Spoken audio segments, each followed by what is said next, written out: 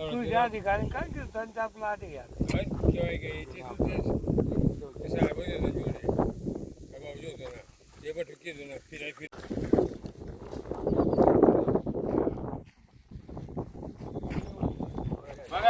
हे अशी परिस्थिती आहे. अशी झाडावर मिरची आहे, एक एक दोन दोन ती सरलेली आहे आणि सर्व पाला खरकून गेलेला आहे आणि सर्व मिरची काहीच कामाची नाही आहे. आता याला मला उपचारशिवाय उपटून फेकण्याशिवाय दुसरा पर्याय नाही आहे.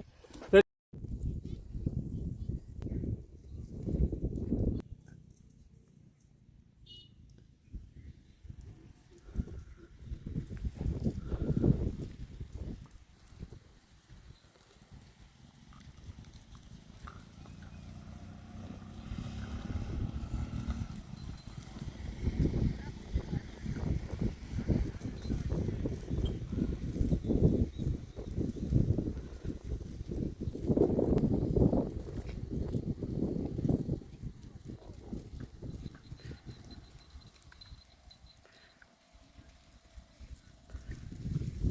बाकीवर आहे तू बी घेऊन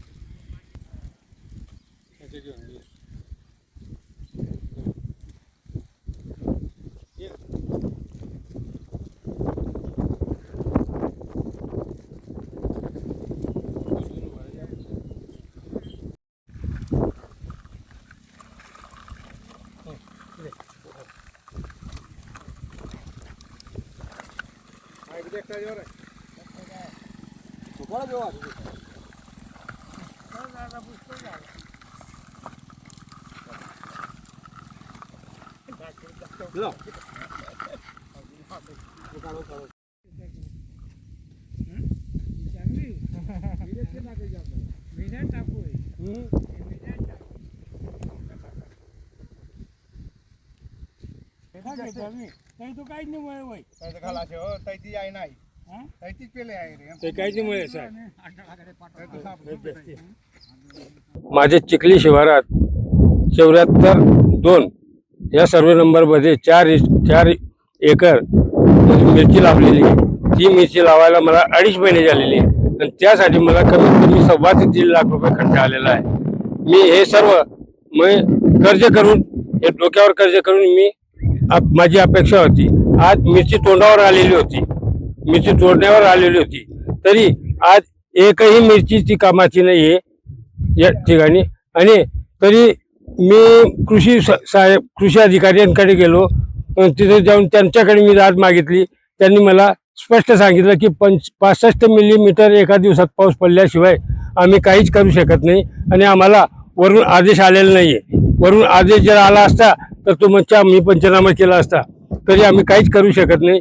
मग मी काय करायचं, मी असं ठरवलं, शेवटी आत्महत्या करावी लागेल, नाही तर मग मीडियामध्ये द्यावं लागेल.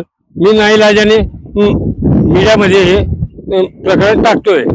आता ज्यांनी सरकारने दखल घ्यायची असेल तर घ्यायची, नाही तर मला शेवटी जे काय ते करायचे मला करावं लागेल. याच्या पलीकडे माझ्याकडे नाही आहे आणि माझ्याकडे एवढीच शेती आहे, याच्यावरच मी अवलंबून आहे. माझे संपूर्ण कुटुंब माझ्यावर याच्यावर अवलंबून आहे. तर आता शासनाने मला न्याय द्यावा आणि मिरचीचे विमा काढत नाही. 100 पिकांचा विमा निघतोय, हे फक्त मिरची सोडून 100 पिकांचे विमा निघतोय. मिरची ही जास्त पाणी सहन करणारी वस्तू नाहीये, तरी शासनाने या वर्षाला कमीत कमी मिरचीवाल्यांकडे लक्ष देऊन त्यांचे काहीतरी 2 पैसे त्याच्या पदरात टाकावं, एवढी माझी अपेक्षा आहे. एबीपी माझा, उघडा डोळे बघा नीट.